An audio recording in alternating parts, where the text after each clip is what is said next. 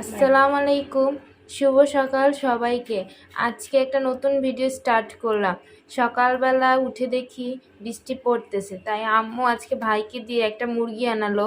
এটা লাল কক মুরগি। এখন আম্মু সেই মুরগিটাকে কাটতেছে। মুরগিটা কাটা প্রায় শেষের দিকে, তাই আমি ভাবলাম আপনাদের সাথে শেয়ার করি।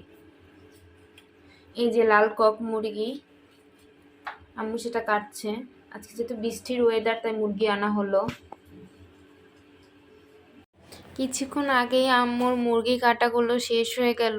তো মুরগি রান্না করতে গেলে তো মশলা দিতে হবে, তাই আম্মু রসুন বাটতেছে, রসুন আদা এগুলো বাটতেছে। আমার আব্বু পাটায় বাটা মশলা ছাড়া খেতে পারে না, কারণ পাটায় বাটা মশলা নাকি অনেক স্বাদ থাকে, তাই আম্মু পাটায় সেই মশলাগুলোকে বাটতেছে।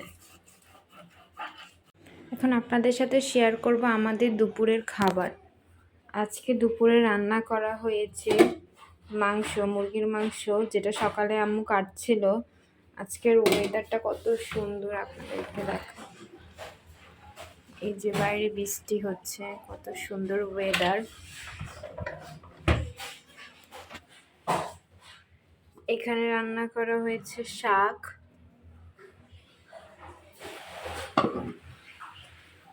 এখানে আছে ভাজি। আর যেহেতু মাংস রান্না করা হয়েছে, মাংসের সাথে খেতে হলে তো সালাদ লাগবে, তাই সালাদের জন্য সবজিগুলো কেটে রাখা হয়েছে। এখনও খাওয়ার সময় হয়নি, কিছুক্ষণ পরে খেতে পারবো, তাই এগুলো মাখানো হয়নি। এখন যদি এগুলো মাখিয়ে নিই, তাহলে এখান থেকে পানি ছাড়া শুরু করে দেবে, তাই কিছুক্ষণ পর মাখাবো। এখানে যেহেতু মাংস, লেবু তো লাগবেই, তাই লেবু কেটে রাখা হয়েছে।